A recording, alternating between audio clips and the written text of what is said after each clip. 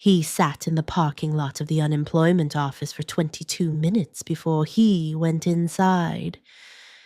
It was a Tuesday morning, the kind of gray, unremarkable day that follows a total life collapse, and the engine of his car was still humming. Not because he was afraid of the building. He was afraid that once he walked through those doors, the quiet ruin of his life would finally become real. Something he had been pretending for 3 weeks was still temporary. He watched a woman in a thin coat exit the building, clutching a folder to her chest like a shield. He wondered if she, too, had spent the morning rehearsing how to say her own name without it sounding like an apology. He finally turned the key. The silence that followed was heavier than the engine. Marcus didn't lose his life in a single catastrophic explosion. It wasn't a fire or a sudden betrayal. It was a slow, rhythmic dismantling. The kind that happens while you're still checking your email and keeping the law in mode. The logistics firm where he had spent 20 years restructured on a Tuesday, and by Wednesday at 2 p.m., he was driving home with a cardboard box and a handshake that felt like a cold stone. He sat in his kitchen for 4 hours.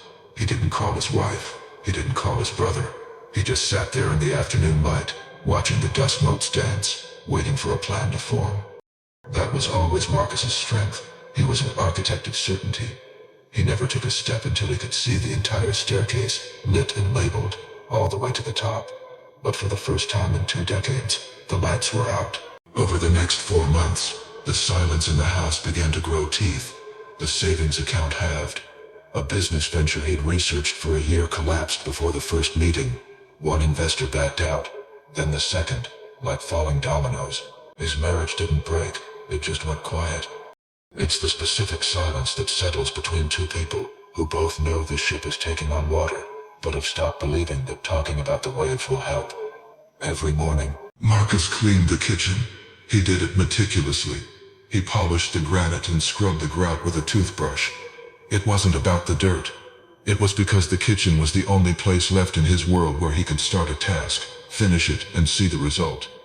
It was the last place he felt like a man who could still complete something. He would stand there, staring at a spotless sink, and for a few minutes, he could pretend the rest of the house wasn't emptying out. Got a 5th month, he stopped telling people about the business idea. Not because he had given up on it, but because he noticed that every time he explained a vision, he could see the doubt forming behind their eyes. And he had started to recognize that doubt. He stopped telling people about the plan, not because he had given up, because their doubt was starting to sound like his own voice. And once it sounded like his own voice, he could no longer tell whose voice it was. If you have ever stopped talking about something you still believed in because the cost of defending it became higher than the cost of keeping it a secret, you already know what this cost him. He applied for 38 jobs in 7 months. He heard back from 4. His resume was a masterpiece of experience, but his confidence had become a ghost. He would sit up until midnight writing cover letters, pouring his last remaining fragments of authority into the prose. Then he would wake up at 6 a.m., read them, and delete them. He kept the remnants in a folder on his desktop simply labeled drafts. There were 22 of them. He never opened the folder. It was a digital graveyard for the man he used to be. There was one object, though, that stayed in his periphery. In the 3rd month of the silence, his 9-year-old daughter had walked into his office and handed him a plain black notebook. She didn't say it was for a birthday or a holiday. She just looked at him with that terrifyingly clear gaze children have and said, "I thought you might need somewhere to put things." Marcus had thanked her, kissed her forehead, and placed the notebook on his nightstand. He didn't open it. Not that month, not the next. It sat there, a black rectangle of potential he wasn't ready to face. He treated it like a mirror he wasn't brave enough to look into. Every night he'd put his watch next to it, and every morning he'd pick the watch up, leaving the notebook untouched. By month 8, the weight had become a permanent part of his posture. It was 11:47 p.m. on a Thursday. The house was humming with the sound of the refrigerator and the distant hiss of the heater. Marcus reached for his phone to scroll through the news, to find some noise to drown out the failure. But his hand stopped. He looked at the black notebook. He opened it. The first page was a blinding, terrifying white. He picked up a pen from the nightstand. He didn't write a 5-year plan. He didn't write a budget. He wrote 6 words. I still think this could work. He closed the notebook and went to sleep. That was the turn. It wasn't a cinematic speech. It wasn't a sudden influx of capital. It was a surrender to a smaller, quieter truth. He didn't become a different man that night, but the weight shifted. There are things a man carries through years of silence that he could not have carried through years of comfort. Perhaps the things that break us most thoroughly are the only things large enough to reveal what we were actually capable of carrying. Some seasons of loss are not an ending, they are a clearing. One sentence. That was the entire catalyst. If this story is for someone you know who is currently living in the silence, share it with them. The next morning, he didn't clean the kitchen. He wrote 1 page in a notebook. It was messy.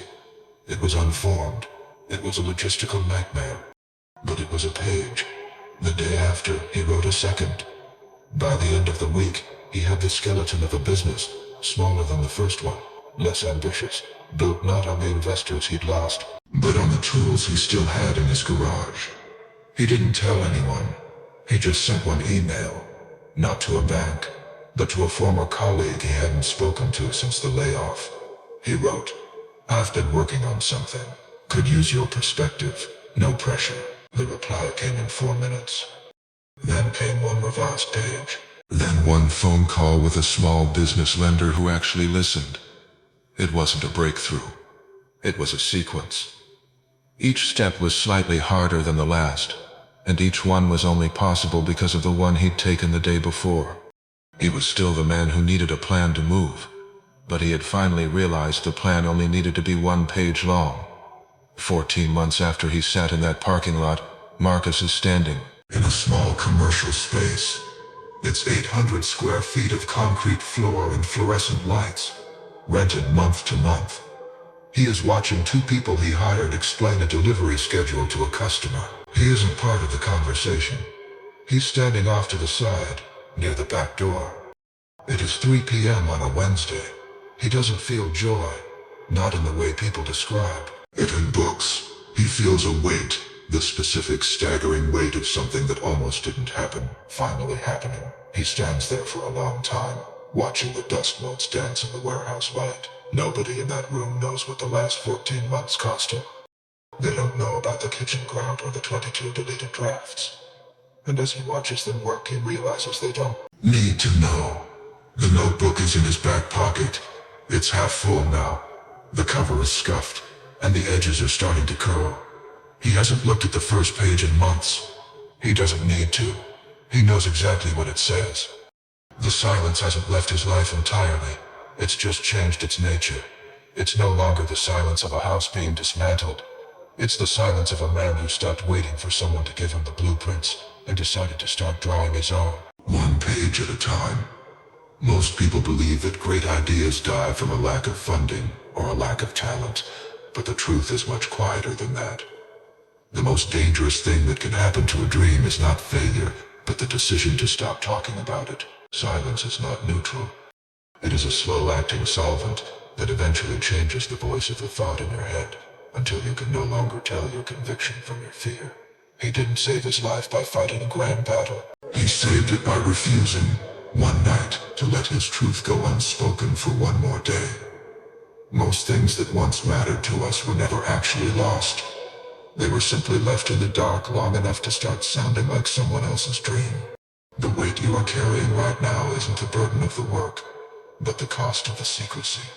If this name's something you've been protecting in the silence, you don't have to say anything to anyone else. Just don't close the notebook again. He drives past that parking lot sometimes.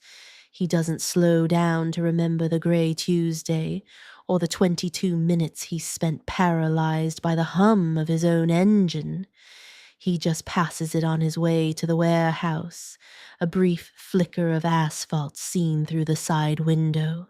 The black notebook is on the passenger seat today, scuffed and thick with new pages, resting where the weight of his doubt used to sit. It is a quiet object, but it is no longer heavy. He never did figure out which sentence came first, the one he wrote at midnight, or the one he had been carrying for years without knowing it needed to be written down.